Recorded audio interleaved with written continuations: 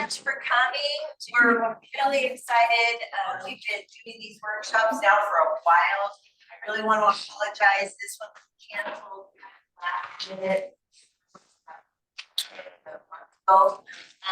The power, when they were trying to get the power up to this new development below, they were using a generator up here, and the generator just kept bubbling, and they just shut it down. So my apologies about that.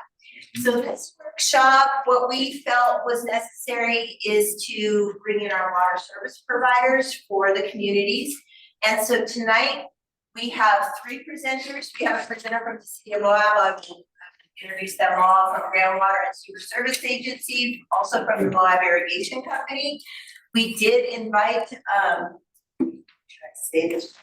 So the San Juan Spanish Valley Special Service District, they were not interested in participating, and then also Capital Irrigation Company, they could not make it, but they did write a statement. Just kind of describing their system. So our goals are that you have an understanding like where your water comes from, how does it get to you, where does it go, all of those things. Let me go over a few basics before we get started. The bathroom is actually around this big column, so you go all the way around. There are drinks, please take a drink, just fizzy water. If you're on Zoom, please make sure that you're muted. When we go in the answer, we will bug the people on Zoom, but please make sure that you're muted. We are going to do these three presentations. They should be about 15 minutes-ish each. And then I would like you to hold your questions. If you could write them down or jot them on your phone.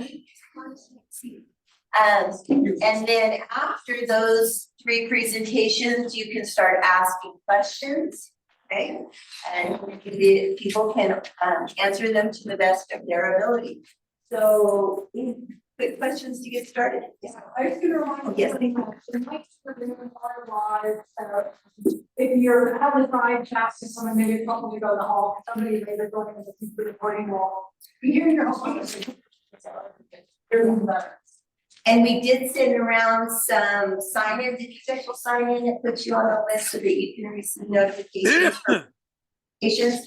The other thing we asked for is if there's a topic that you're interested in, please throw it out, because our goal is to keep providing these to the best of our ability.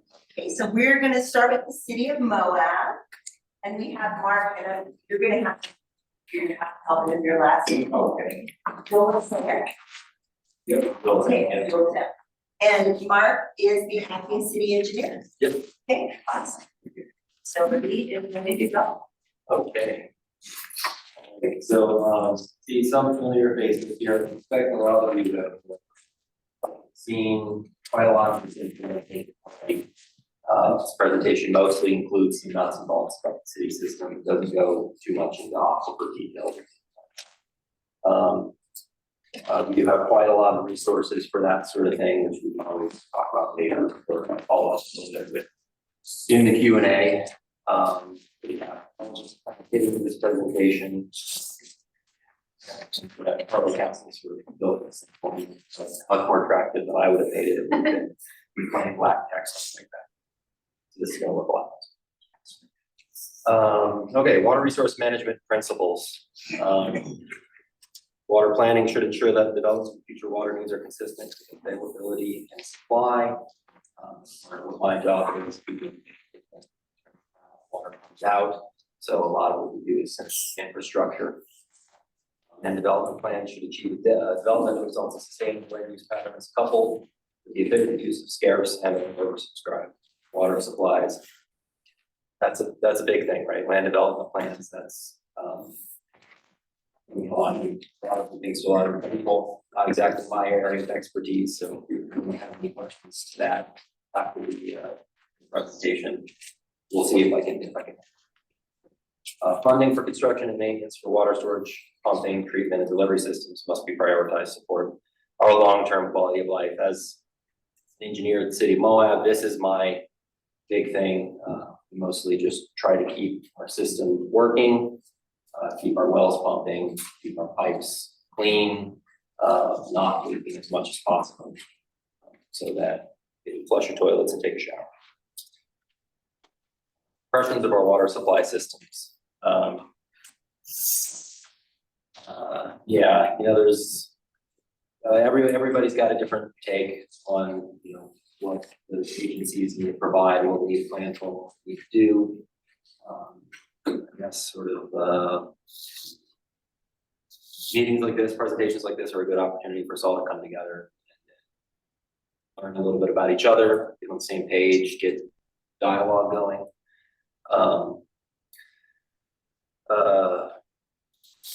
What that means is sort of up for us to decide as a community. And I hope with this presentation, these sorts of impressions of our water supply system kind of start to cut towards some sort of common understanding.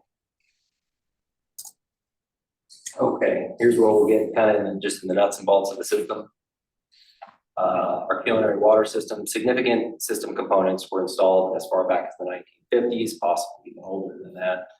In other words, it's rapidly aging, and we're working every day to try to update that.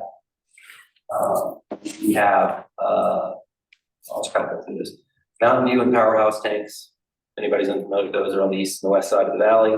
They're each 1 million gallons, and they're fed by 3 wells and 3 springs that are in or around golf course area. We've also got the Skakel tank, which is further north in the valley, and that is fed exclusively by Skakel Springs.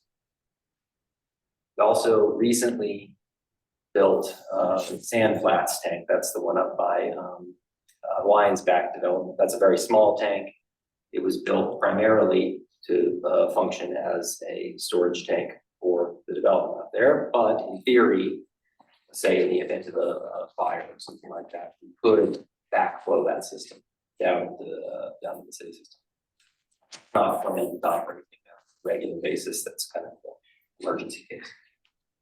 We've got approximately 52 miles of pipe buried. Perspective of how we don't really, the city, I should be careful to say, the city does not really have anything like a secondary water system. This is listed here, the opportunity to sort of point out that we do not have that. We've had that actually. We do have some limited irrigation in the city proper. Has a couple of very localized irrigation sources that we use for parks and the city center. Very limited use though. Plus, we also provide the golf course with irrigation water from well number 7. So we sell them water. Okay, our annual operating budget for the Water Enterprise Fund is $2 million, and we have 6 employees. These 6 employees are hard at work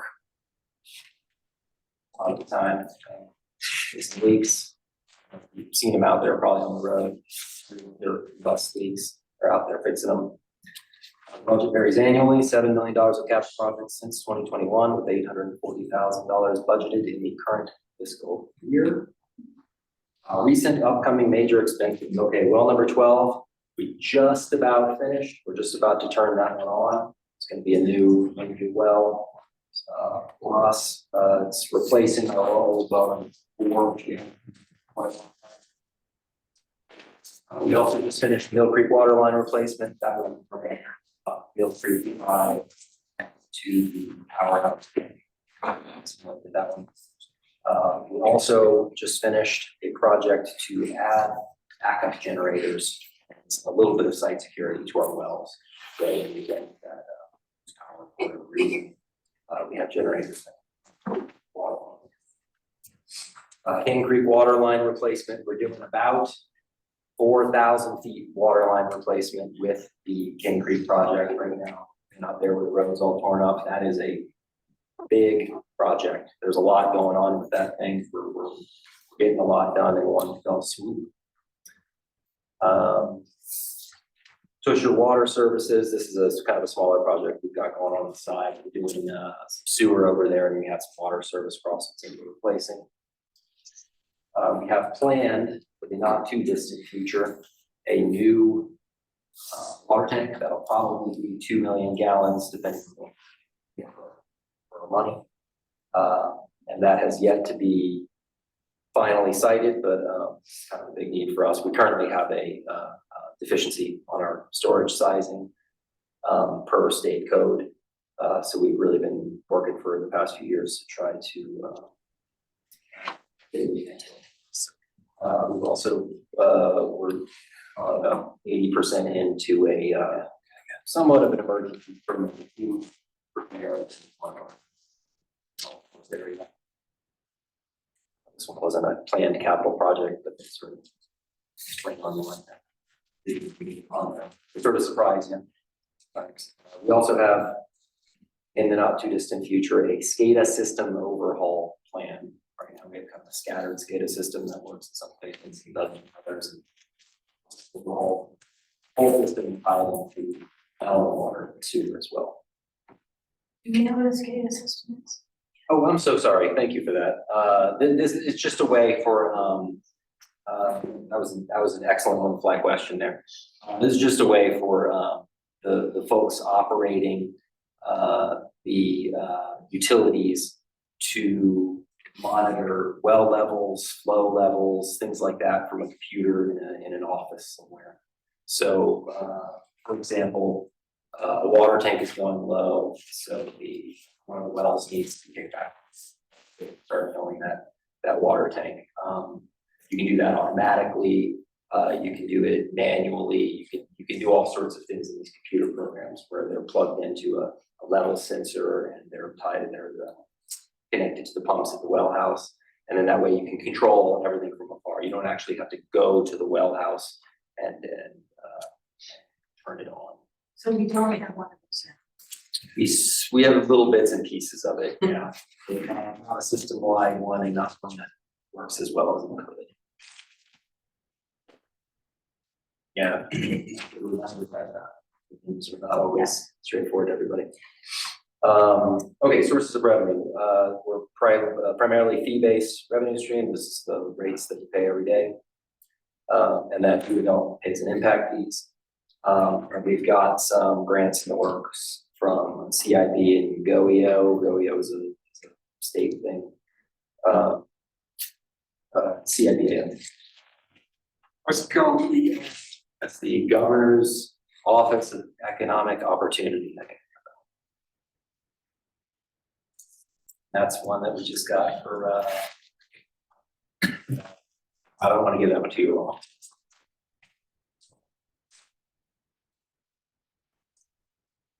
Okay, city serves approximately 2,260 accounts. This fluctuates a little bit here. For 3,125 ERCs. ERCs is an equivalent residential connection. This is just a kind of way to normalize the connections for what would a normal household use.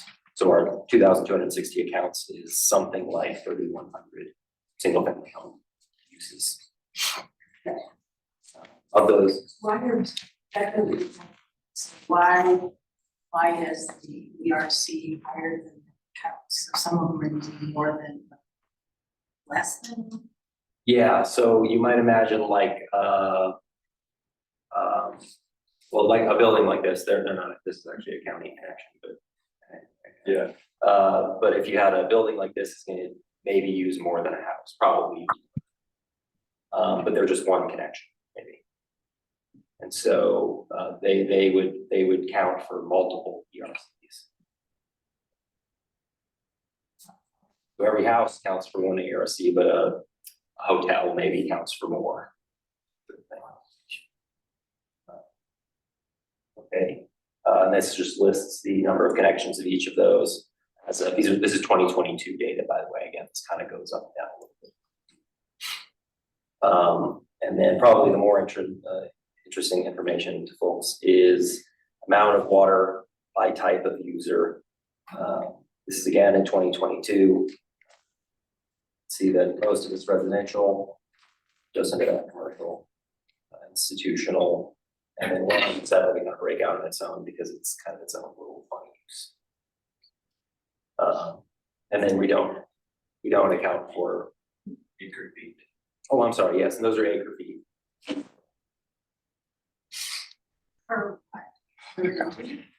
No, that's just total. So residential connections used a total of 837 acre feet in 2022. This doesn't include some fairly small irrigation uses inside. Again, these are those, city building has its own little well, there's McConkey Spring. Okay. So, this is, the last thing we looked at, this is, I went in and pulled, retail data from our treasurer for, different water uses. So we've got, the way we tag these accounts, so, you know, hotel, let's call them, accommodation. Commercial user that's in the county with city services, it's called county commercial and so forth. These are all just categories that are in our system, what those out, turn those into percentages and volume per year. So you'll see that the bottom there, the total 1482 is just the total of the this bit. But we're just kind of going into that.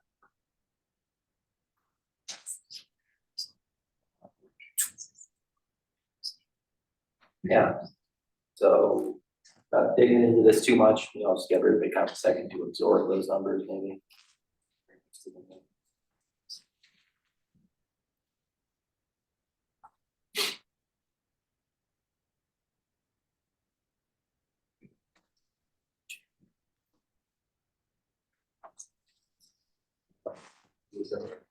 Some total of it.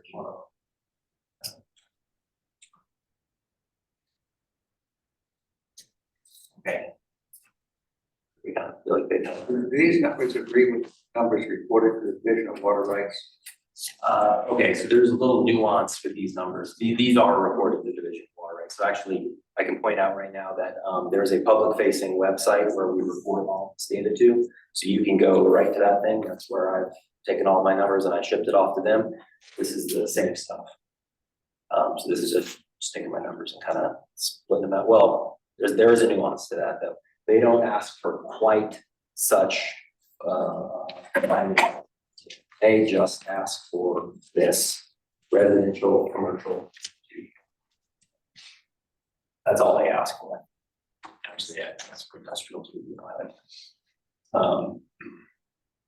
So if you go to their website, that's what you'll see on there. Another little nuance just to point out.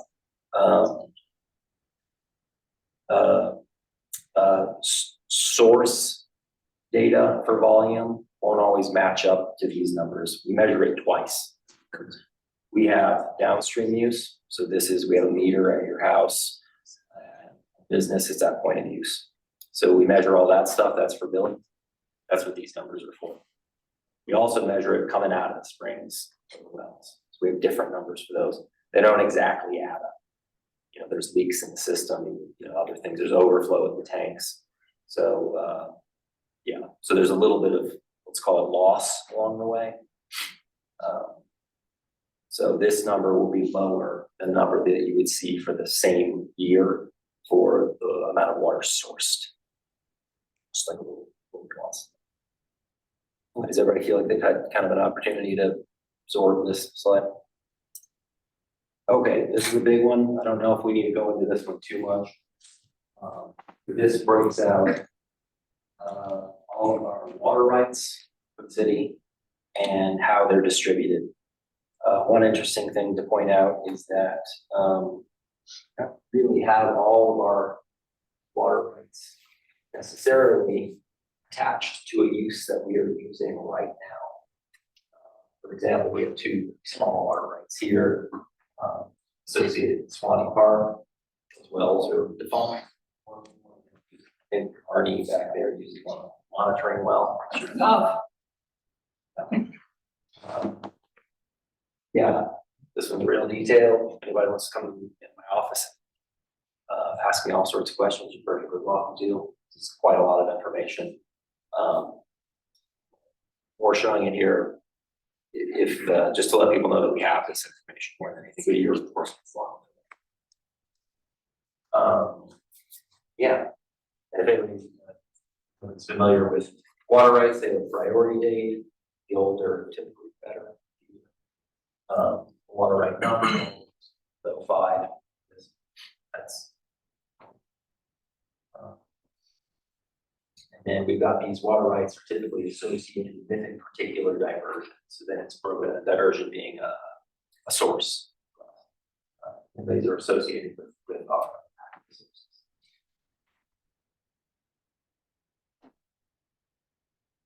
Top there, this is right, city park, right? What's the difference between total diversion by type and total diversion by type, on 2 columns? These right here. Yes. Difference there. That's a huge number there. I have to reinterpret my spreadsheet here. Water rights total diversion. I made this quite a long time ago, so I apologize. Water rights total diversion by type. This should be this sum source total diversion. Okay. Yeah, it's a little confusing. It's this mixed, this is a water right that applies to both of these. And so, what we end up having is that dedicated spring rights, there's this many of them. Whereas our springs have rights for this amount, well, that includes, a good bit after. You see, and the way I kind of have this set up is that, Birch and Somerville Springs are, they spill over into this mix right here. It's a little confusing, but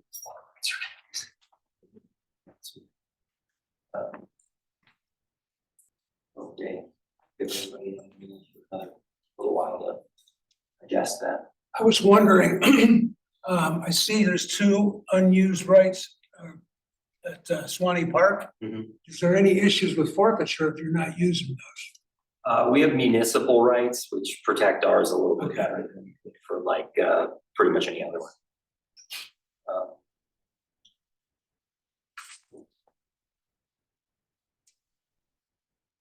Yeah. Okay, still see people. The slides, so I'll give you another.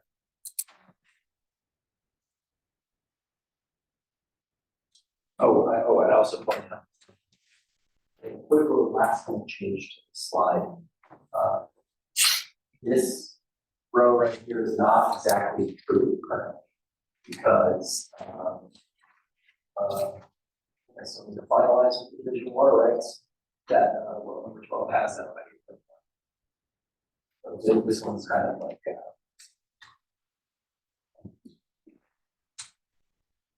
Recording in progress.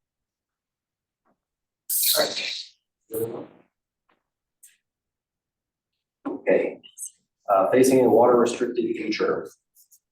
We'll continue refining the city's understanding of the hydrologic system based on new data and ongoing scientific studies and discussions. So just kind of feeds into this might be a good place to remind everybody that we went through a whole long process of developing a sort of planning document that we call the water user resource management plan.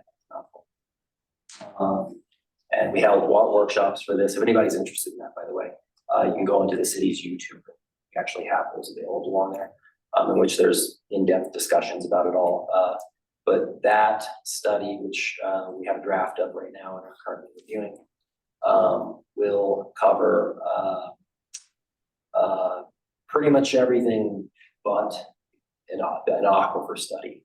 It looks more from an infrastructure point of view. So potentially we need to go looking for water sources. What would this be? How would we construct that infrastructure, whether it's new wells or treatment to get the water from someplace that is not pristine culinary source, things like that. But it goes into quite a lot of depth there, quite a lot of effort went into developing it. There's a lot of public involvement. If you're interested in that, I would encourage you to go to the YouTube videos and keep an eye out for the study to be published.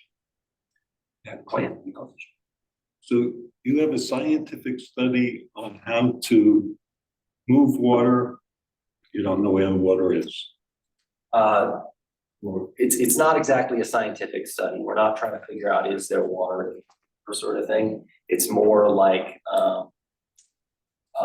it investigates possibilities for diversifying water sources. So for example, in there, it addresses diverting and treating river water for irrigation, diverting the WRF effluent for irrigation, things like that. So some of them would have no impact on the aquifer or any sort of watershed, you know, spit out some impact. Yeah, but there's quite a lot covered in that. I could get into, with those YouTube videos. That's the WRMP. I'm sorry? That's the WRMP you're talking about? Yes, correct. It didn't have much in there on alternate sources the last time I looked at it. I'm sorry. It didn't have much in there on alternate sources the last time I looked at it, the last meeting.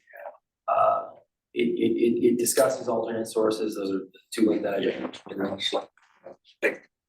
On the site, they discuss it, yeah.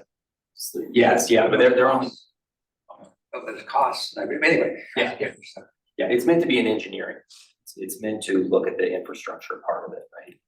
Obviously, if the river dries up and all the aquifers dry up and everything terrible happens, then no engineering study is going to save the day. This is just in place for, you know, if the water is here or there, this is what we build to access it. And yeah, so it doesn't cover conservation, cover quantifying aquifer capacity or anything like that. That's just not, it's small, so. Okay, prioritize developing and implementing water conservation policies. We've been active in doing this for a little while now. We were going to wait until the very end for Q&A, but I've answered many other questions, so probably this may be the last one. I can wait till the end if you'd like. Yeah, let's try to wait till the end, because we need to keep moving along, yeah.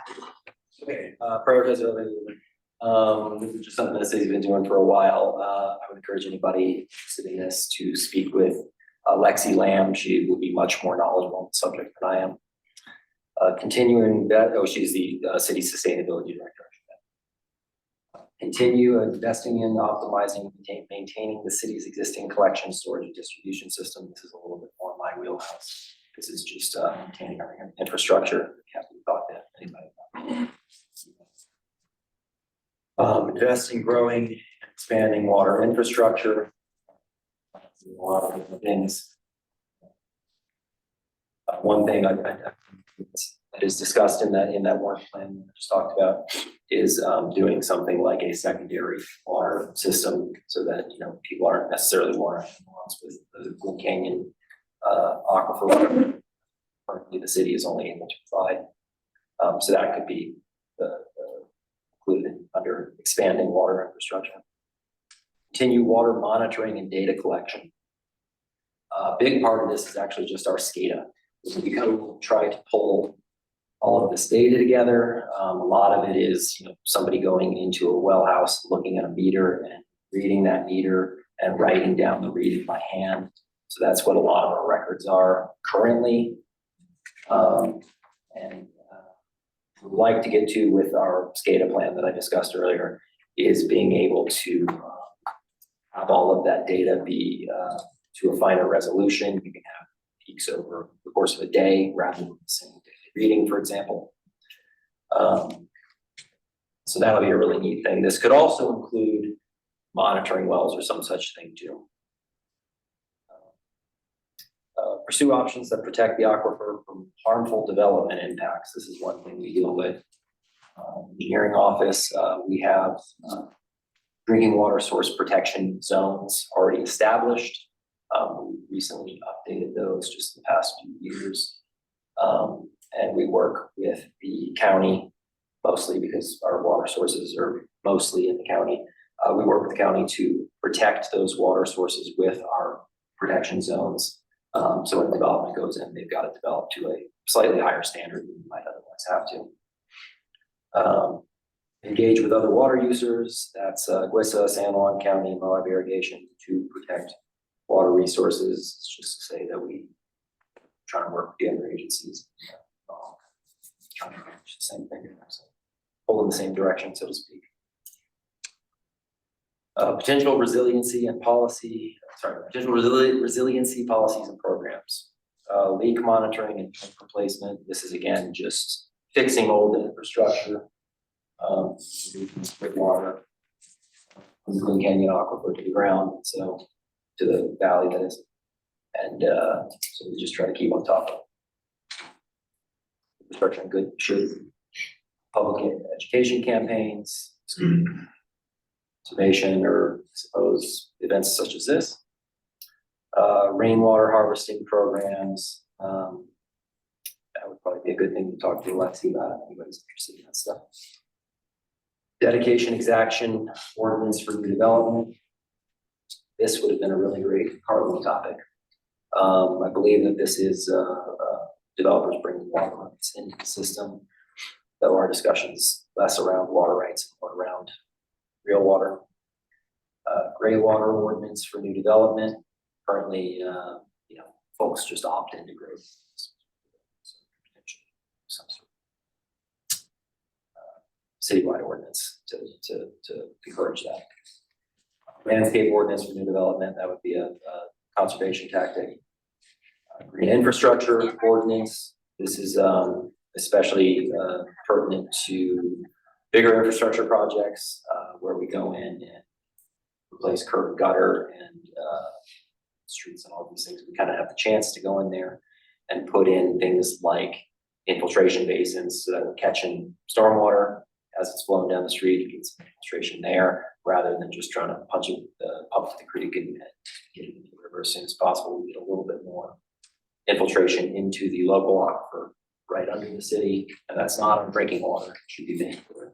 The city does not source water from the location that it is going to be put back into, but it's still good to have a nice water that's here for sure, and for other reasons. Water shortage contingency ordinance. This one could probably mean a lot of different things. I don't want to even try to explain what that might have been when Carly wrote that one down. I know when I lived back in Atlanta, though, they would have watering restrictions. I know Atlanta, you think of the East, it's very green, you don't have any problems with water, but they actually sourced all of their water from a surface reservoir. So really terrible water quality, so I know. But it was the sort of place where it's, you couldn't necessarily water your lawn particular Sunday or something. I'm not saying we should do such a thing, but it's one of the tools in the kit if that becomes a desirable. High efficiency rebate programs, it's what it sounds like. You can give people a rebate on their water if they're installing, say, high efficiency appliances. Audit high quantity users, it sounds like. Pursue low flow retrofit programs. This could look like a lot of different things, but you're just trying to accomplish all the similar stuff as before. You're just trying to give people an incentive to put low flow appliances in their home or business. Valley-wide interagency conservation program. Big program with the other agencies. Outdoor watering inventory, exactly as it sounds, and an annual conservation report. That's another one that I'll talk about. Okay, that's the extent of my presentation. To take some questions for you at the end from me. Thank you. Yeah, we'll wait until the end. Thank you so much. All right, so then we'll switch over.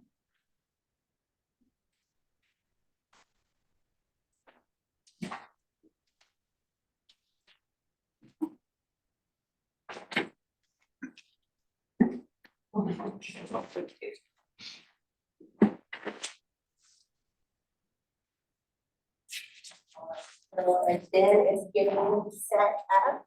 So next we have Grand Water and Sewer Service Agency. Ben Musselman is the agency manager. Yes. I appreciate him doing this. He's going all on the fly.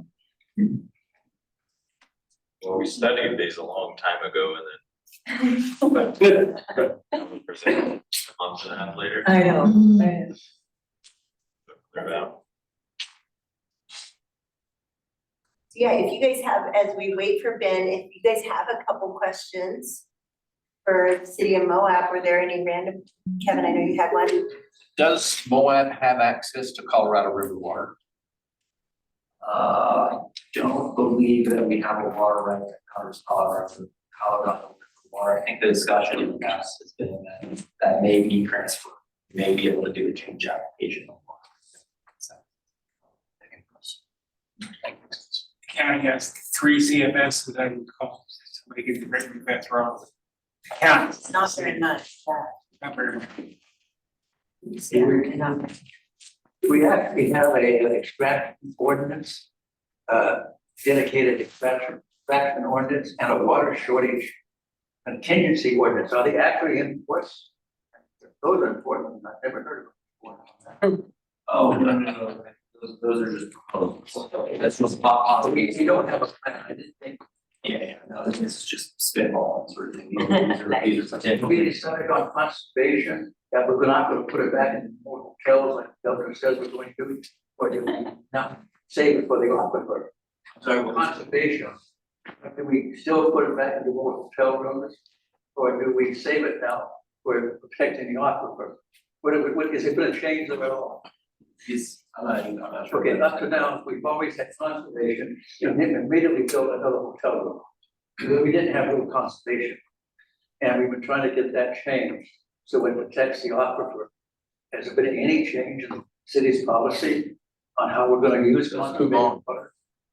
Yeah, Let's move on to the yeah, we're subject. running pretty behind, so yeah, let's keep going and then when we come to you. That's a big question. Yeah, and I'll just say, I try to make it's not about politics, I try to just want to have them really information driven and not dive into politics, that's my goal. That's not. Cause that's my life and it's not always that much fun. All right, go Ben, thank you so Well, much. Thank you for the introduction. Thank you for putting on the event. As stated, I'm Ben Musselman, the agency manager for Grand Water and Sewer Service Agency. Mine goes a little bit different direction than what Mark had there. We'll get through it. I'm here to tell you kind of what is WISA. We're Grand Water and Sewer Service Agency, what a lot of people call us WISA.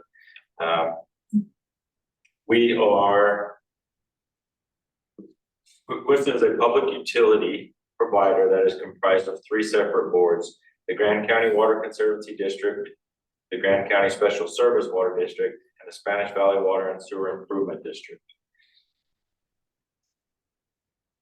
WISA is not a political body. That's true. Can you just move a little this way so we can?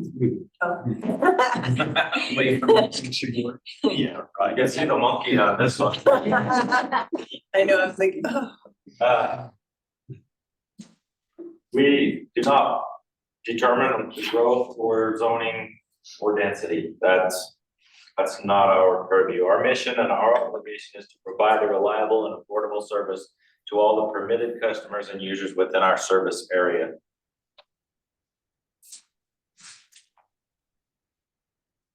The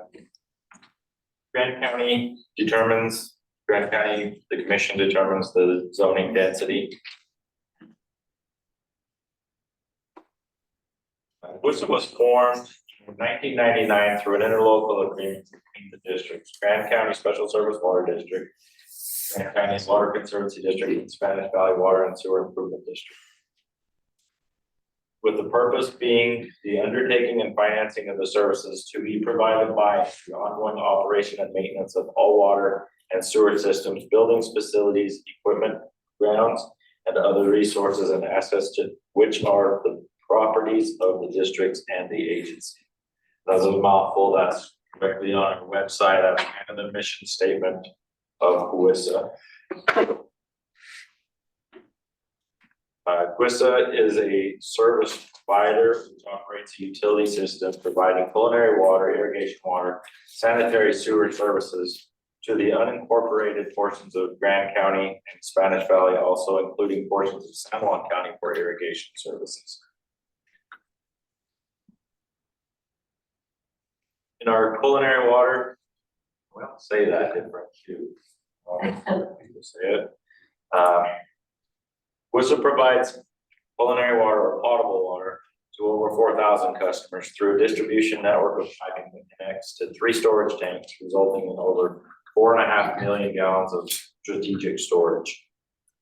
The storage enables efficient pumping, running of the well pumps, reduces the short run cycles, and is required for the fire flow pressure and capacity.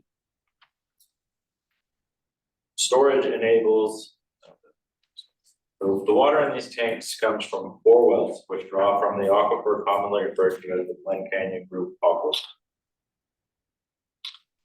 And WISA manages cumulative water rights from these wells of nearly 4,035 acre-feet of water, of which 984 acres was used in 2022. For reference, 1 acre foot is 325,851 gallons of water.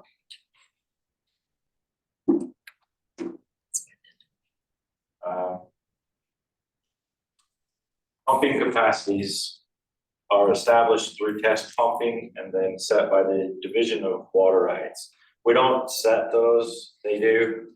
We work with them, pumping, doing the tests, and that's established through, I don't know how. They have their formulations, that's how they do things, but it is to prevent over pumping and or oftenly referred to as water mining. To pump the 4,035 acre feet of water, our wells would need to pump constantly, year round, day and night. We're not doing that currently. We're more like on for 3 days of pumping and then we're off for 4 or 5, depending on the year, depending on the time of the year. WISA has level monitors in all our production wells, and we also monitor levels in several other wells that are not production wells. We do this to proactively observe changes in the water tables and to protect our pumps from cavitation if for some reason a well level dropped rapidly. We're working with and supportive of ongoing improvements to the monitoring network within Spanish Valley and the Moab areas. WISA also provides irrigation water. And we provide this water to a mix of Ken's Lake irrigation shareholders and residential secondary irrigation customers, totaling approximately 255 customers. Through Ken's Lake and 2 irrigation wells situated in the valley flow.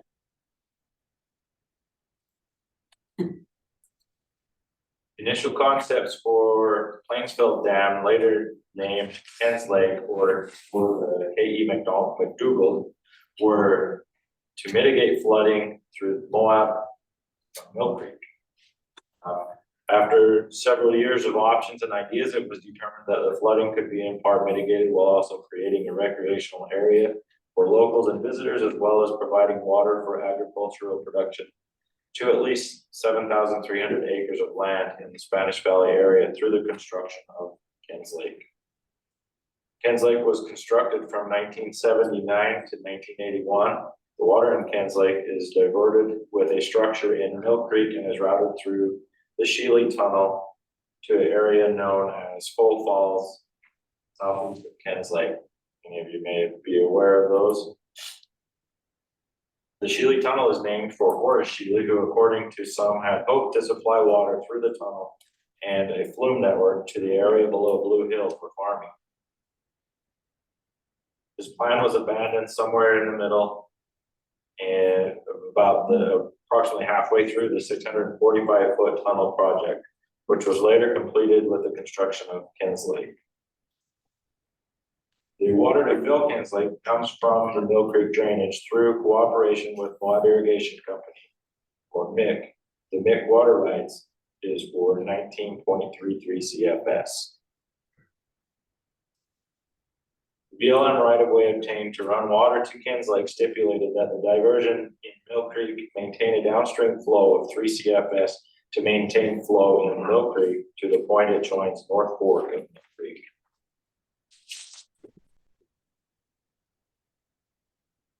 Ken's Lake is constructed above a fracture zone in the sandstone base. These fractures were grouted and clay liner was installed during construction. However, several sinkholes have developed over the years and have required filling with various types of hole plug materials. A side benefit to this is a substantial amount of recharge to both the Valley Fill and the Glen Canyon Group aquifer.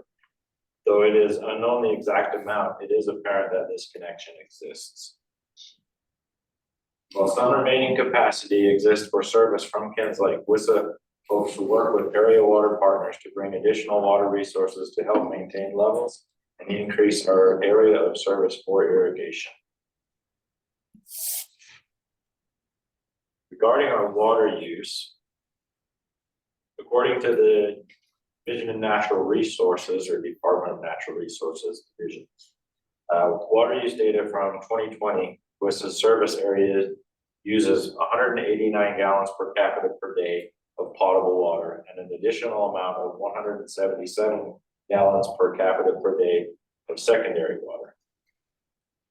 This is the most recent data available at this time, and it is likely skewed as this was during COVID in 2020 when our area became a getaway location to spend time outdoors. So we experienced above average visitation and usage. The population component used by the Division of Water Resources is the full-time permanent population of the area. It does not count visitors or commuters. Visitors and commuters use is equally spread among the permanent population of the area. During this year of data, WISA service area used a combined potable and secondary water of 366 gallons per capita per day as compared to Utah, which uses 256 gallons per capita per day.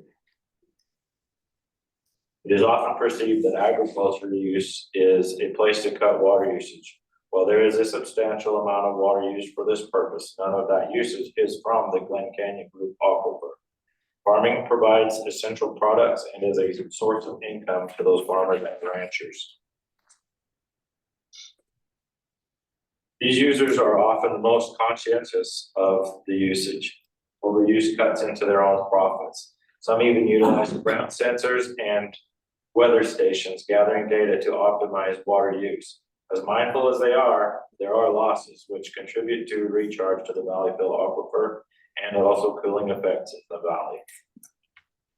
While farms and ranches are not using the Glen Canyon Group aquifer, most residents irrigate yards of varying sizes with potable water from this aquifer. This is often the only available source for these users. WISA is looking at ways to serve more people with secondary water for irrigation, but to achieve this, a new source will be required to provide this water. WISA is always, lost you a second. We're always looking for ways to be more efficient in the use of our resources.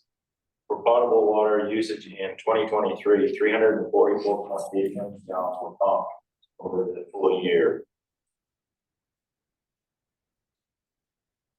The lowest monthly pump rate was in February, where 5.6 million gallons was used when no outside watering is expected.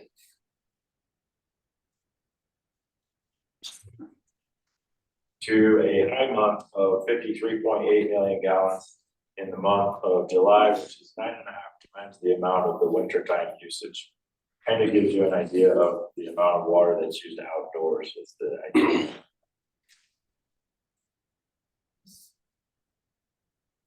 During that July, WISA had 344 customers using over 30,000 gallons of water and 131 customers which exceeded 50,000 gallons of water usage. Irrigation usage in 2023 required no pumping to the Valley Fill aquifer due to the snowpack and high runoff of that year. Kinslake was maintained at nearly full level, some capacity. We did leave some remaining capacity for flood potential. The irrigation system usage in irrigation system is active for 7 months. April had the lowest use at 36.4 million gallons, and July had the highest with 146.7 million gallons of usage. Total usage for the season was 727.6 million gallons. Tiered rate structure.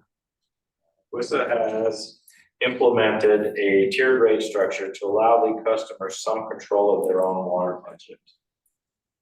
The water costs are connected to blocks of water. Each block has a range and a rate for water use, and each range increases as more water is used. WISA has an informative video to dive deeper into the tier rate system on our website homepage at www.grandwater.org. Thank you. It's been a pleasure to serve Grand County. There's a couple of slides that show the usage of the water over the year. That's your culinary water usage of our pump rates. And then our irrigation usage over the year of the 7 months it's on. Thanks, Ben. I'd like to clarify one. It's true that PWSSA doesn't control agricultural water. But the divisional water right does, but we have many, many wells in the Glen Canyon aquifer that come from the divisional water rights. I had 160 acre foot, 160 gallon a minute well. Next door neighbor had one, the next door neighbor had. So it needs to be clarified. I agree with you. Don't really supply irrigated water, but the division of water rights buys many, many, many acre feet of water here. I'll try to add that on. You agree with that? Don't know the history of the wells, of the private wells. I haven't spent the time. You don't, it's not choice. But they're Thank you. Okay, so next we have Soil Irrigation Company. The president is Ken Minor. You got your paper roll? Sorry? Your paper roll? I tried over there. Got it right. You got it there, sweet. Awesome. Again, there's drinks. All righty. Thanks for being here, everybody, tonight. I appreciate it. I'm Ken Minor. I'm president of Moab Irrigation Company. Before I get too far into this, I'd really like to thank Mike Duncan, who did the great lion's share of work of putting these slides together. Did great work on it. He and Dave Engelman, our secretary, who knows more about the system than any of the rest of us, did most of that. This is my pointer because I'm old and I don't use like other things on the screen. Yeah. Anybody have any questions? All right. Try to stay on track. Okay, wish me luck. Moab Irrigation Company, we're a little different from the other ones that have been presented so far because we're not technically a public utility. We're a private nonprofit corporation that happens to own the water right. It was incorporated in 1891. It's the oldest company still in operation in Moab. Our purpose, we really don't have a mission statement, but basically we're here to facilitate fair and beneficial use of our water rights. We need to make sure we use it beneficially according to the definitions of the state, so we don't lose it. We try and do it fairly across the different users. Something that is interesting. 1,080 shares that are held by about 210 shareholders.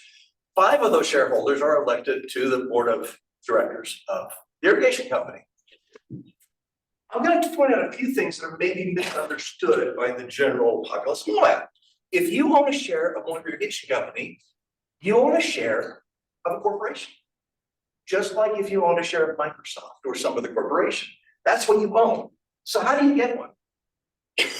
You buy one. From who? You. Whoever's selling it. We don't do that.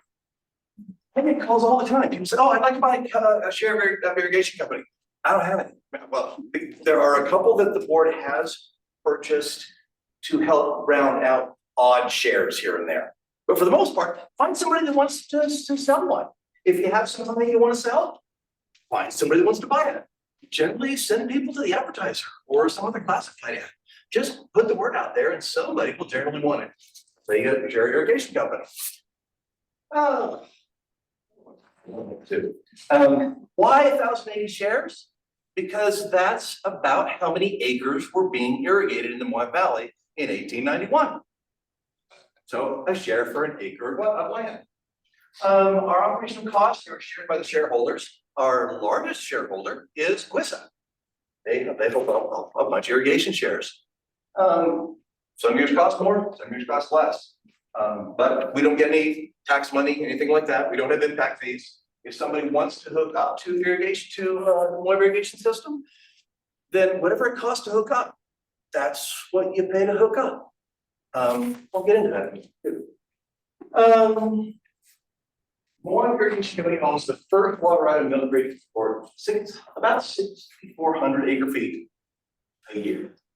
Thanks for that 19.33, I forgot that one. So if Mill Creek is, we get the first 19.33 CFS that's running down Mill Creek, which we really rarely get. Normally, come up to 4 acre feet per share per year with an extra 1,800 for the lake on availability. I'm gonna talk about how that arrived and wow. We maintain, so right now there is use up on the mountain on Wilson Mesa and South Mesa. A little bit less than a third of our irrigation use is up on the mountain. A little more than a third goes through Kins Lake. The rest comes down the lower valley, down through Moab. The major diversion at Shealy Tunnel, talked about that. I like that BLM, further BLM agreement, free CFS. It has to go down past that Shealy Tunnel. Sometimes there's not that much in the creek. So there's not always 3 CFS. There's a legal right to it. But there isn't always that much water, and we try not to have to supplement that. There are a couple of diversion dams just east of Moab that serve 3 what we call ditches in Moab. They aren't ditches anymore, they're now pipelines. But it serves 3 major distribution systems through the lower valley. One of the interesting things that we find is our water, we have no storage. We don't. What we have is if it's running down the creek, we can divert it. We can move it, but we don't store it. So it's turned on 24/7. It's not the time where you can open a valve and poof, I get water when I want it. You have to have it. I mean, we have to figure out how to adequately share it among everybody. So we do it based on clock. We have time zones. We have zones of people that work together because there's a lot of different users and we can't all use all of it all at the same time. So we share areas to help to efficiently use that water. Okay. Water conservation measures that have happened over the years, infrastructure improvements, put these in pipelines, try to refine schedules.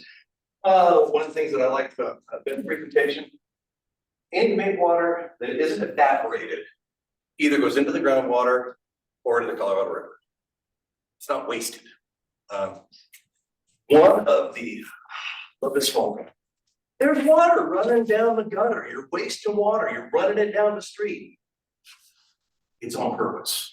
I'll show you why. If I figure out how to use this thing. Okay, let's talk about some history.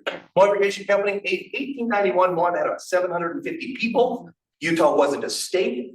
The first irrigation dam was made out of wood.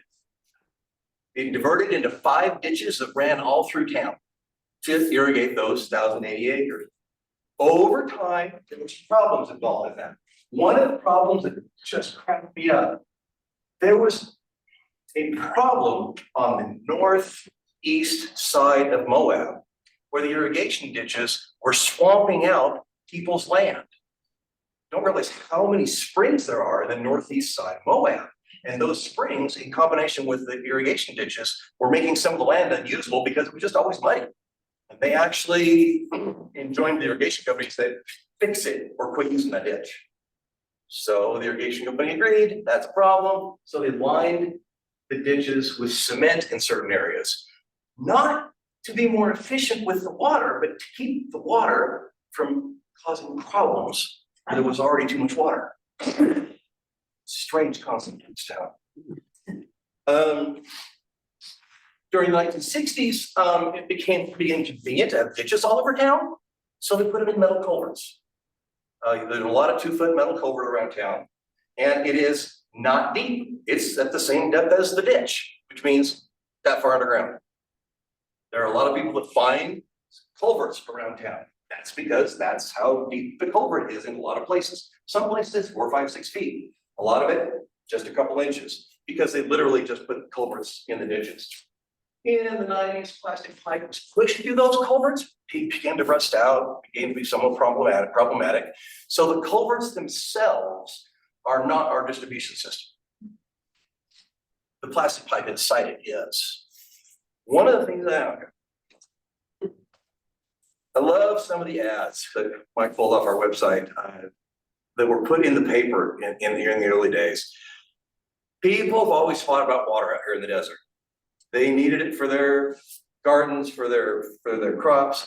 And I love this line here. It's truly been said that men who can be trusted to safely keep and guard uncounted gold and priceless jewels will deliberately steal water that is their neighbor's. Is that not true? It is. So they said, this is a problem. Crops are suffering. Don't steal the water. Don't take it unless it's yours. And if you do, we're going to embarrass the heck out of you so you don't do it again. Other problems the ditches have today, kids, swimming holes. They be damming up the ditches and making swimming holes and causing mud holes and flooding out part of the city. A lot harder when there's holes. But they had to put the notice in the paper. Keep your kids out of the ditches, please. Distribution of water. In the early days, this was all distributed down in Moab, down the lower valley. Some of the people wanted to use their irrigation shares up on the mountain. The irrigation company said, nope, we need it all down here. They wanted to start bringing some up here into the upper valley. Nope, we need it all down the valley. And there was a little bit of conflict back in those days because the irrigation company had those rights and they were going to keep them. In the 70s, when Kens Lake was built, there was some agreement between Grand County Water Conservancy District. How can we more efficiently irrigate around here? There's not as many acres being irrigated down the lower valley. More want to come up here. How can we do this? So agreements were made to get some of the water used up on the mountain, a lot of it through Kens Lake, and then the rest comes down into Moab Valley. A lot of that water in the reservoir comes from our shares. Some groundwater pays us $7 an acre foot or something like that for that helps take some of those Moab Irrigation Company users that now run their water through Kens Lake. We've had discussions about how much capacity is there right now in Kens Lake for additional Moab Irrigation Company users. The answer is right now not a lot. It's a supply issue. We've run to the situation now where we've got people that would like to maybe use more water up on the mountain. We really don't have any way to get more water used up on the mountain because we have to have this 3 CFS that runs down into the Moab Valley. And if we try to put more people upstream, we won't have what we need downstream. And so right now, Moab Irrigation Company will not allow anybody to transfer Moab irrigation water to a surface source up on the mountain. We just can't distribute it. We just can't move water. Same thing, we can't move more irrigation shares into Kens Lake at this point. We just can't. We do have this magic 3 CFS that comes down into Moab that we can allocate. We can use more users in Moab City. If you're in an area that we can get to, we can install new users. Our water master, he ended up buying some shares a couple of years ago, made a new tap onto an existing system, had a user in Moab City because we have a little bit of capacity down in the valley. Speaking of capacity, this is my favorite slide. This is a map online at moabirrigation.org that shows where our pipelines are. We call them ditch 1, 2, and 3, and little dots, which are the users down in the valley. This slide is what I wanted to use to help answer some questions about how our system works.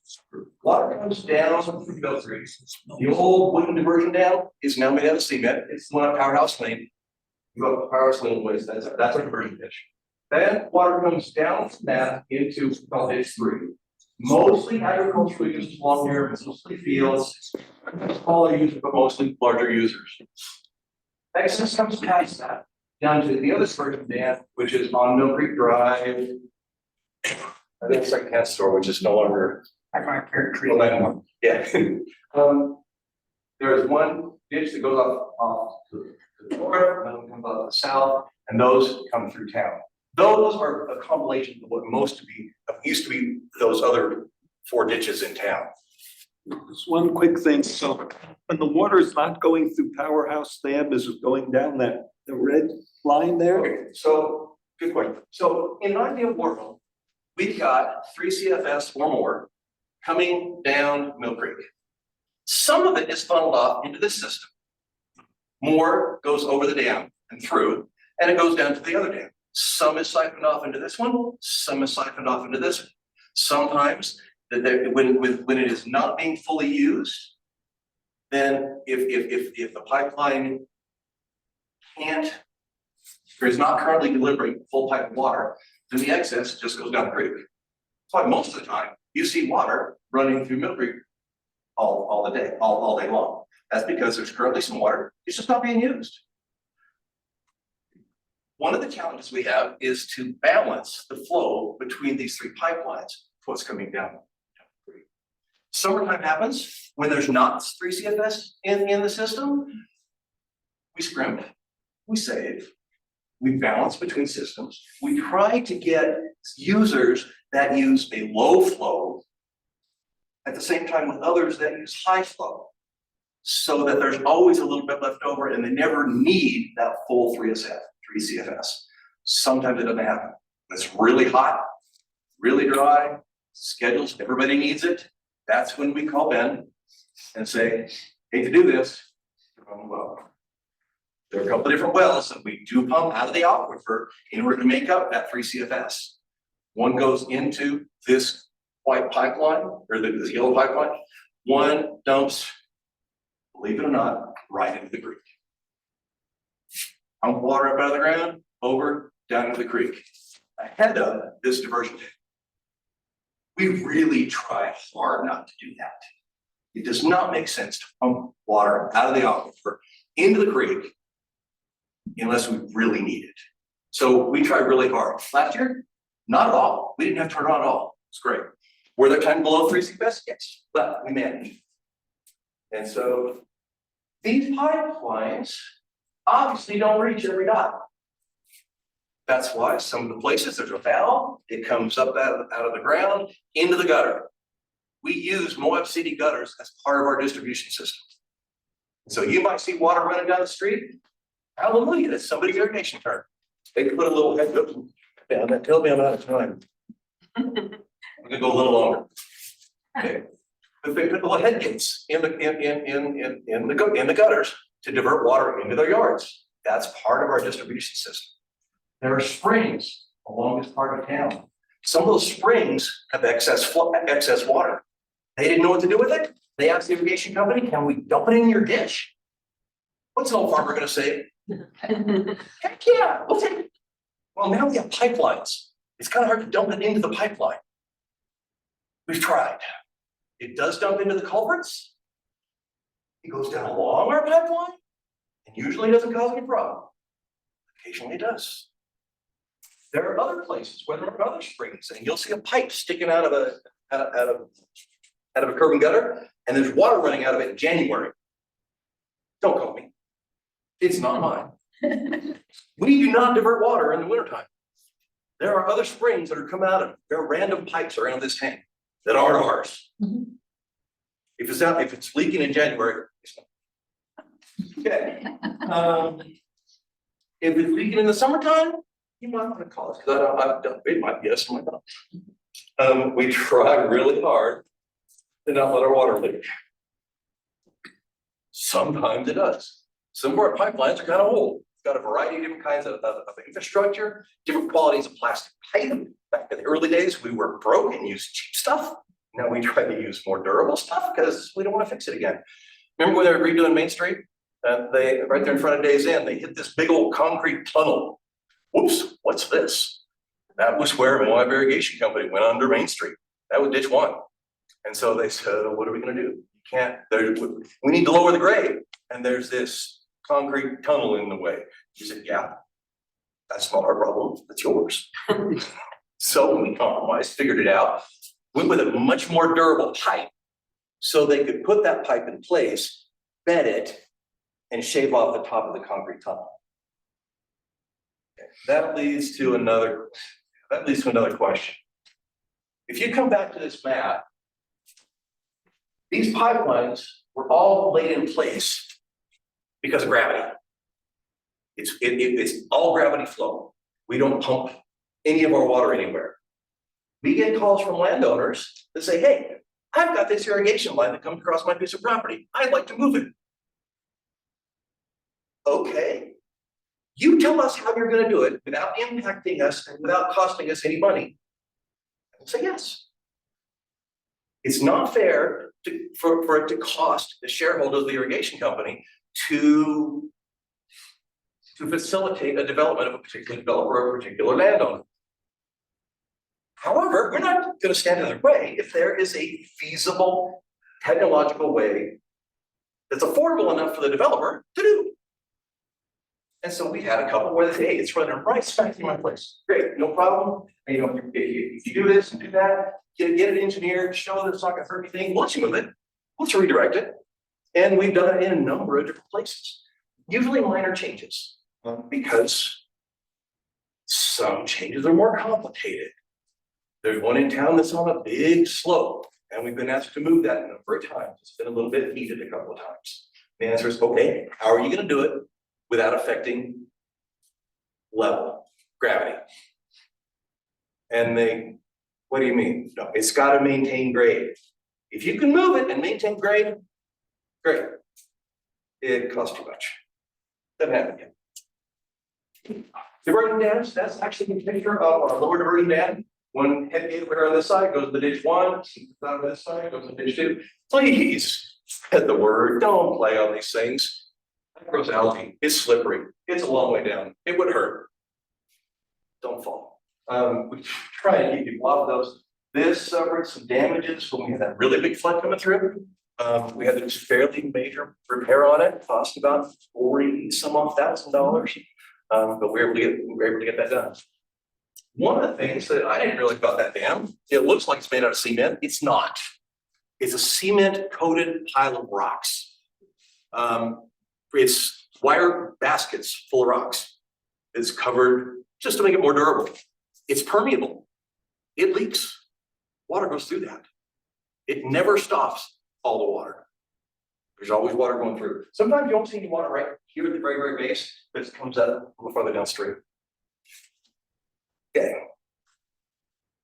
What do we do? Well, yeah, things wear out. Valves break. Sometimes they don't close, sometimes they don't open. Beavers, dang, cute little buggers. They love blocking our head gates. And so we have to go clean them out on a regular basis. Okay, let the water flow through. Sandboxes, as the floods happen, you get silt in the water here in town. We don't dare let that silt get into our pipelines. So we've got places to divert the sand back into the creek. Construction projects, utility projects, people don't pay attention to blue stakes.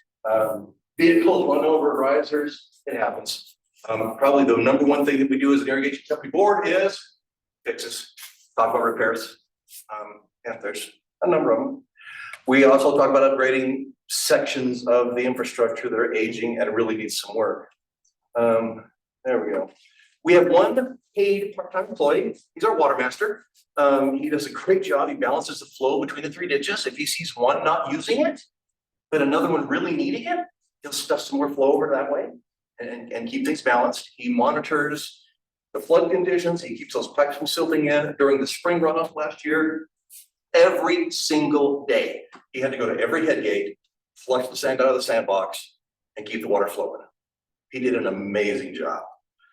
He does a lot of blue stakes for us. He turns valves so that the users downstream can't take the water from the people upstream because you have to keep blocking the water to get the water to come out the valves at the top.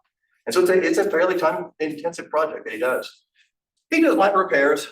Board members, they pay us a little bit to help with repairs and attend meetings. Shareholders come, sometimes they help us with repairs, especially when it's a big flood and a lot of damage. Accounting services are performed by a local firm. Most repairs, we've got a couple of contractors that we work with a lot. We give them a call, they come fix it. If it's a big job like the dam, we do what any other company would do. We just do competitive bids and see what we can do to get things fixed. One of the questions we were asked about, what's your resiliency program? What are you talking, what are your plans with global warming? And the answer is, global warming is a long time away. I'm worried about the drought next year. Because it happens. I mean, we have years where we don't have enough water. I hate pumping water out of our. So what do? We work for efficiency. Long time ago, they put it in pipes. That helped. Ditch 3 was put in pipes in 1977, I think it was, because we had a hard time getting the water down to the lower properties. We work on scheduling. We work on whatever we can do to make things more efficient.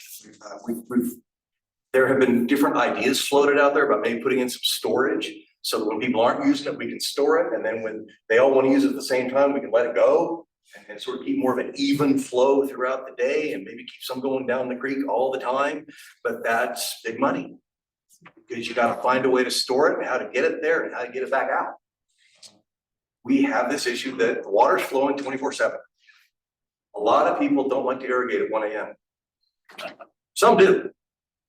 They automate it. They put in pumps and sprinklers and things that they can automate in the middle of the night. Most people don't. Most people want to irrigate when it's daylight. And so that's why you're gonna see less water in Mill Creek in the daytime than you are at night.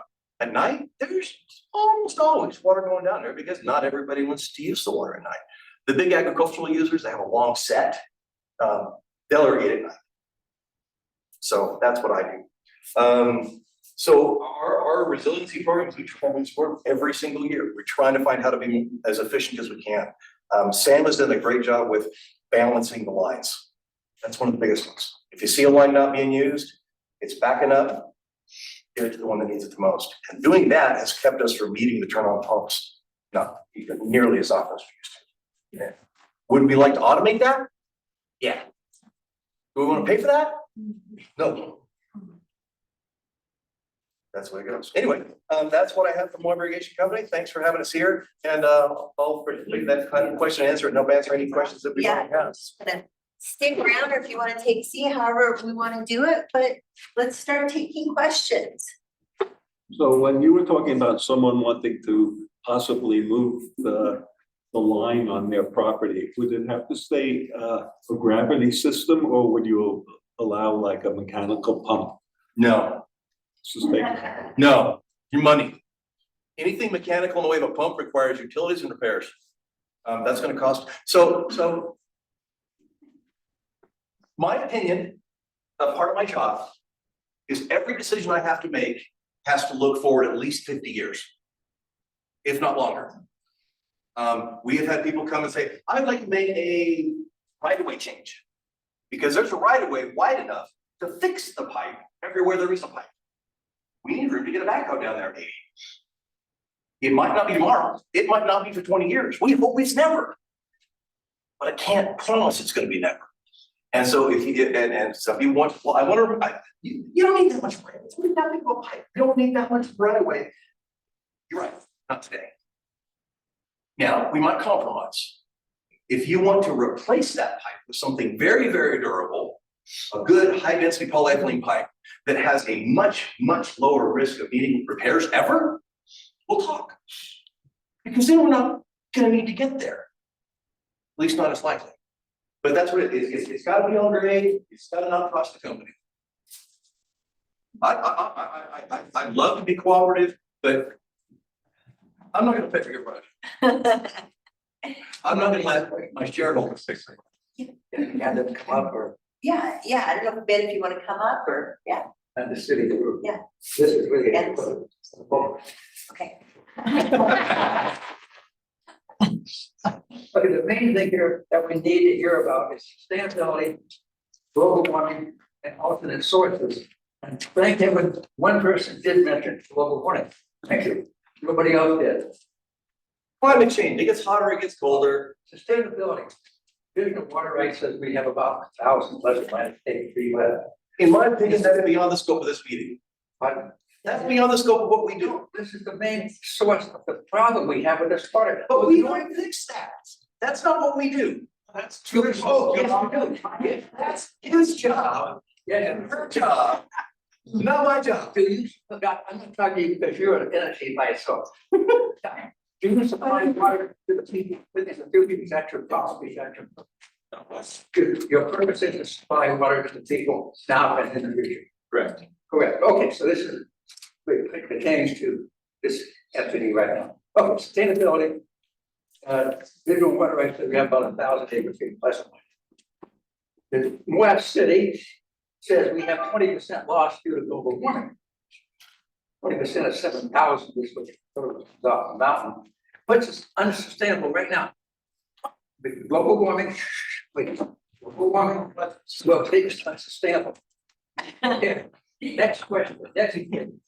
We have water promised to this facility, we have water promised to Lions Back, we have water promised to that hotel.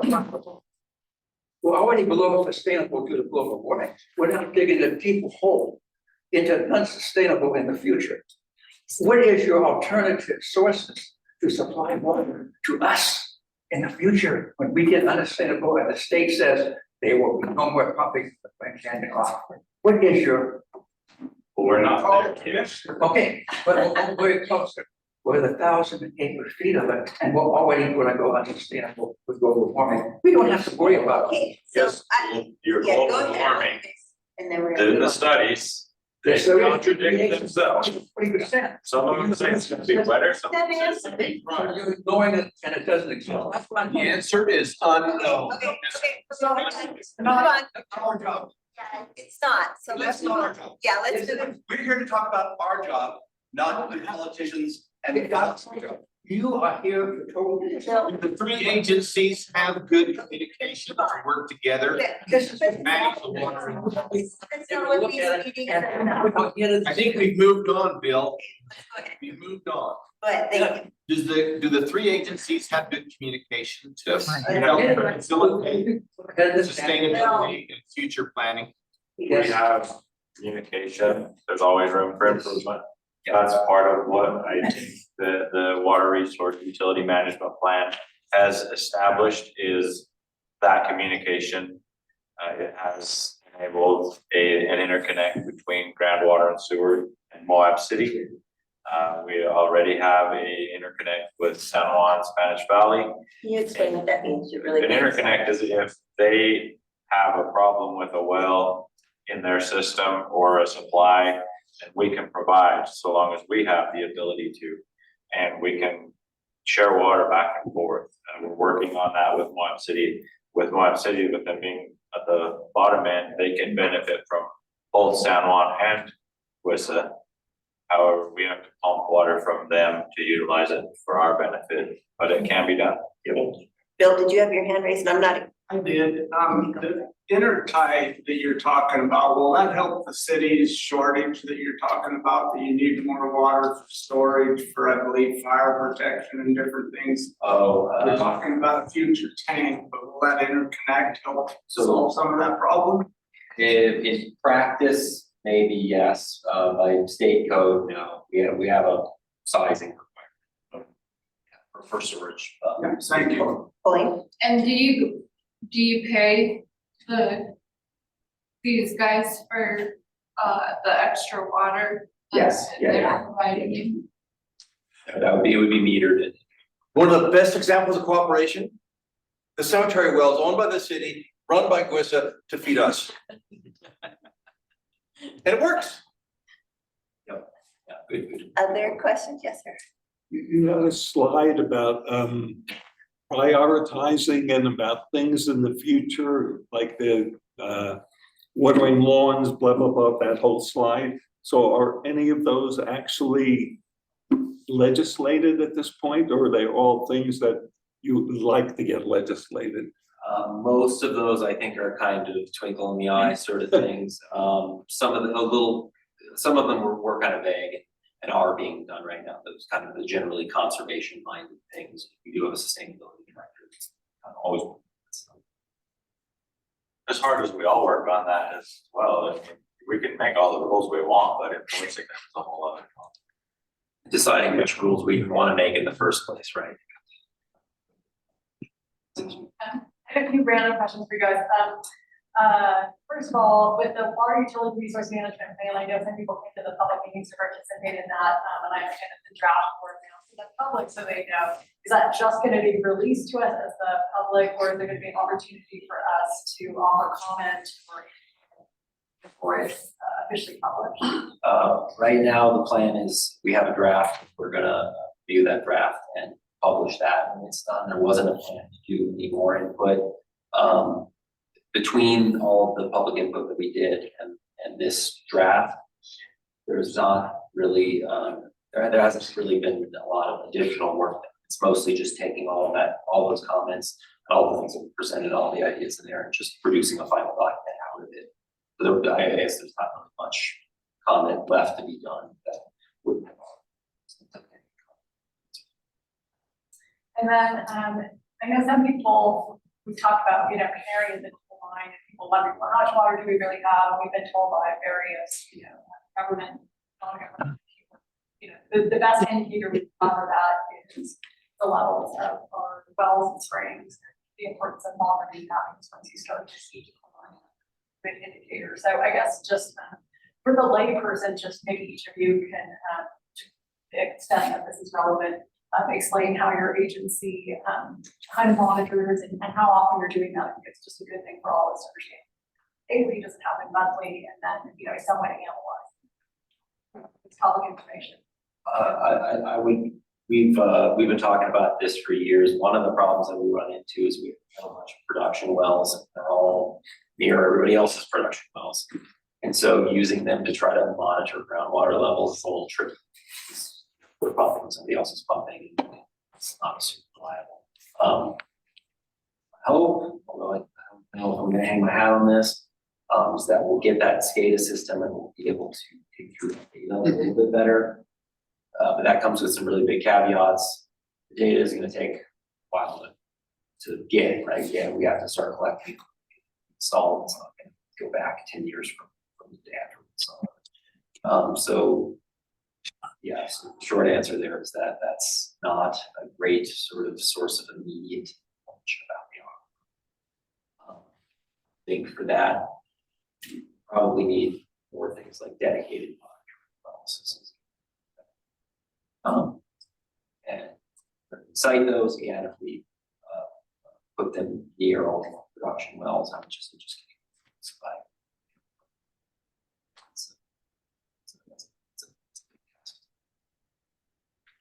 We monitor daily. They are data. We have two that are dedicated monitoring wells. We have two irrigation wells that we have not needed to pump. Those are also monitored, so essentially they're operating as a monitoring well when they're not in use. We can, and we do watch the curve, pump curve. We watch when there's the draw and recovery rates, and we're watching for that recovery rate to the same elevations. So we are monitoring it constantly. The Division of Water Rights did a complete study on monitoring 6-7 years ago. They reported that we were moderately already declining 6 or 7 years ago, and they're looking for somebody. I talked with Mark Stilson to take the data. He says it's all available. All we need is somebody with money and time to analyze it again. He's concerned how much has it been decreasing in the last 5 or 6 years, but we were moderately down a long time ago. And that is data. He gave that data to the Valley Council and to the city. Is that a question or? No. You're not looking at it. Well, but the one thing that county has committed to doing, and I've probably already told you this, for the next 2 years, we've committed 35,000. Do you Yes. know that, Bill? I'm talking to Bill Winfield, did you know that? And to do some water modeling, right, with the Utah State University. And so they'll be taking all of that data and doing some different modeling. So, I think, and then I think you guys just put in for more Monitoring well? Yeah, more monitoring wells. There's We the, just did another grant. it's not us, it actually was the, San Juan County is actually doing some grant Good. work. We just did Yeah, we just did the NAGWOMAN grant, the National Groundwater Monitoring System for a couple more. and we are working, getting our data to Arnie, he's inputting that into the national database. Right. And once that's done, there will be groundwater data. I think back to 2005. And within that grant, wasn't there the well that Mark wanted to try to look at the interaction between the Glen Canyon and Valsville? It's actually 3 completion, Right. I think, I don't even know what other one they're Right. monitoring, but it's a. Specifically for looking for that interaction. Right. Tricia, now the USGS has record of their monitoring wells, there's quite a collection of them in the valley. Goes back to pre-1970s.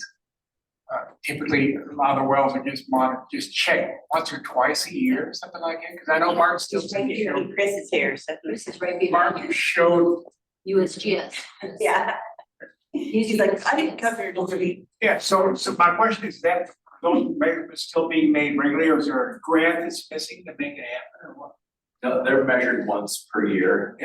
It's funding that comes from, Division of Water Rights. Yeah.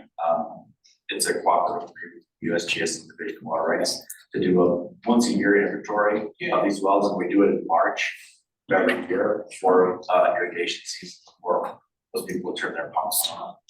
So the well network is kind of a hodgepodge of wells. It's like someone will say, hey, well, my well measured, we'll put it on the list, put it in a database. So what does it look like the last couple of years with relatively big snowfalls? This year, most of them came up quite a bit. So I don't want to guess, yeah. So that's an ongoing funding process, I don't have to worry about it disappearing next year. No, it's been going on for many, many years. There's no funding for that going away. I think the state sees a lot of value in it, federal government sees a lot of value in it, so it's kind of a basic tag collection. And it's not a lot of detail, you know, it's one snapshot per year, but also you kind of, those issues they're talking about with, seeing the pumping effects, that's kind of like even it out a little bit, you tend to see more longer term trends. Yeah. Thanks a lot. There's, go ahead. Yeah. Well, I guess this is really important question, so I'll keep it very brief. DWR assigned priority dates to each and every water right, okay? The notion is that if there's ever a call on the water, the junior users can get hurt. Now, the county issues will serve letters for all their new developments and so forth. The city doesn't even bother, last I heard from, to even state that there's an implicit promise that if you're a new development and you're granted a permit built and all this kind of stuff, then the city will supply you the water that you're going to need, and definitely with no caveats. But where I'm headed to, if we're really looking at a water limited future, it makes sense to document and modify that promise to say that if you're a brand new development, therefore you have junior water rights compared to all the existing people in the valley.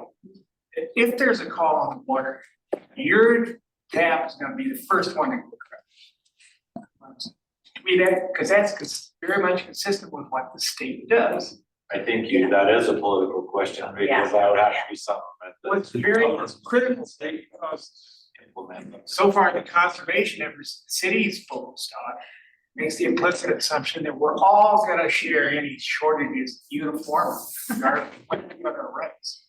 And that's not gonna go over well. I mean, it's not just Bill Plan. Every time conservation efforts are mentioned, people are very leery of it. They say, oh, why should I say if somebody else is gonna steal my water? Move on. Mary, do you have a question online? Always on the important subjects. I'm on the political ones, Bill. Yeah. This is nothing This water. Mary, do you have a question online? You have your hand up. Muted. Do I need to unmute her? And I. She should be. Okay. Other questions, yes. Yeah, so I would see the upper we're transforming less and less agricultural use. And so we have these like, irrigation company, Kent's Lake, let's say like we just eliminated all hay fields and irrigation. Like, would that water ever be like transferred into like municipal if you treated it, like, could you drink Kent's Lake water with infinite amount of budget? I've drunk Kent's Lake water. Yeah, no, I.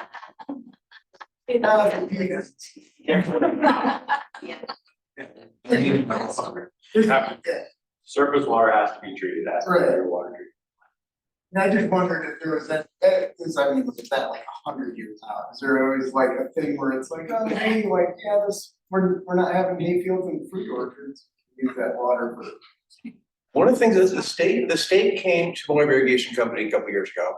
We're talking about future, what ifs. And then that's one of them. And one of them was, how could Moab Irrigation Company be utilized in combination with these other guys to develop a secondary water system for irrigation all throughout Moab? So everybody watered their lawns out of surface water instead of out of aquifer water. It's a great idea. It would be a really great efficiency thing to do. It would be expensive as all get out. It's probably gonna happen. I don't know when. I may be long dead by then. Yeah, but Ken, there's another important point in here that you would agree with me. We don't have a water to do that. I mean, basically, the vast majority of people who are already on MIC's taps here in town. Yeah. Are doing just exactly what I'm doing. I'm watering my damn lawn. Yeah, you're right. So, I'm a good point, but a lot of people would like to do that, but out of 3 CFS that we got spread around as best we can, there's just not enough water to go around to accommodate more secondary users here in town. Yeah, the only ones we can use in town right now are small additional lawns here and there. We can't take another big user in town. We've got some water we're not using, but we need to be more efficient. And it's gonna be a small user. We can't take more like 10 acres of alfalfa in town. It's definitely been discussions really prompted by some of the board members for GWISA that how do we get people, off of culinary water that are irrigating, right? And we've had some pretty extensive discussions. We've met with County Bill and we've met with Division of Water Rights at GWISA. And so it is it's a concern that we're, I would love to, watering this Quinn Canyon aquifer water. I would love to see Swanee Park irrigated from one irrigation company. There are technical problems with that. Yeah. Ben, when you guys enacted the tiered rate system, the heavier users had to pay more. Has that affected usage at all? It does. It reduces usage for a little bit and then people get accustomed to it and it kind of comes back up. But I think that as a whole, yeah, it does reduce some. We had a couple irrigation company users that are going to use more irrigation water this year in replacing what they used to pay him for, because it's getting too expensive. So it's working on a small scale. Maybe one or two more questions, we'll wrap it up. I would like to. Yeah. I have one or two quick questions. One is I heard over years, like, help dispel or just explaining how people learn. So marketing, sometimes people will see and someone draw out to the city yard and they're getting water project or something. So when we look at the list of users and what percentage usually use, is that calculated into the commercial use? Actually, I'm sure I put that Yeah. count, that's a whole water, that's actually pretty small. Okay, okay. It is considered commercial It's water. Okay, yeah. Use, Wonderful. and ours. It's the same, we work under the same definitions. Division of Water rights. Yeah, maybe just another good explaining one, I know people always get confused about, when I pay my bill, what am I paying for? Or the hidden cost or something, so maybe we just quickly review like what pays for what. I think most people know if I pay a rate or fee and that's paying for my own use and my proportional share, it's to pay my proportional share of maintenance over time, but everybody in town gets confused about that, so any comments or any yes, you feel like you have to educate about. It is hard. Oh, yeah. Simply put, you pay water. It's the water line. Right next.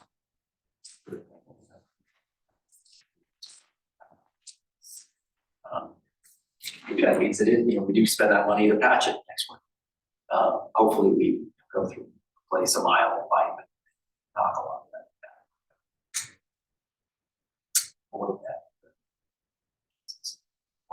We have pumping fees, for health insurance, electrical bill, Oh, yeah. all of the crew, to operate equipment, everything. The rates pay for all of that. Impact fees is the thing that we get the most question and confusion on. Impact fees go to enlarge the system and make improvements for the future, so everybody has paid their dues essentially, and now a new user comes on, they pay an impact fee to pay for their portion of what these guys have all been paying for many, many years. And then we can go out and make those improvements in the systems. Those impact fee funds that were limited.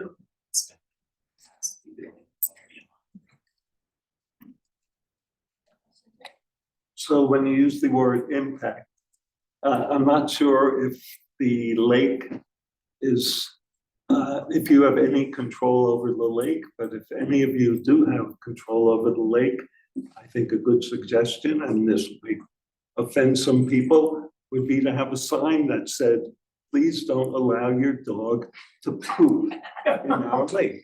I think those signs are there. I can say that drunk from that lake, didn't I? Yeah, We all have. it's worse than the algae bloom, it's disgusting. You're resilient, Ken, you're. Because I know in one of our last mock meetings, we talked about the E. coli issues and within specifically Mill Creek. With Ken's Lake, though, the management of the recreational side of that is the BLM. So that would be where those questions would be. Judy, That does bring up a question for me, because I was just driving yesterday. So do you guys have anything to do with mitigating that, or is that the BLM or is? It's, I mean, we have some ideas, but nothing is proven. Nothing is proven. That works for you? Yeah, we're looking at, we have looked at, we're not really being able to source barley, but barley straw, bottles of that is supposed to help, but I don't know, it's the first occurrence of it here. Maybe it'll happen again, maybe it won't, but they think it's because it got up into the lake level was high enough that it got up into a bunch of decaying vegetation and stuff, and that fed that algae out. Maybe that has been fed and used and won't return, I don't know, but So it's not. that's kind of the health department to what? There's not really enough information about it. There's, I mean, the only other thing is chemical treatments, and the chemical have a lot more bad side effects than the algae bloom. Swim in there for a couple of weeks. Yeah.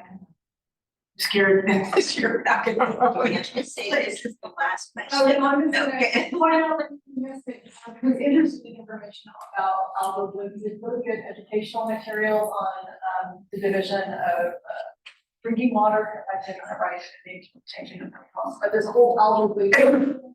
There was a fantastic presentation on the science and kind of local and regional findings out in the Ohio Area Watershed Partnership meeting. The government was reported, if anyone's interested, please contact us. It's really good. Usually, but I think everything I'm trying to do about it. Well, thank you guys so much. Make sure we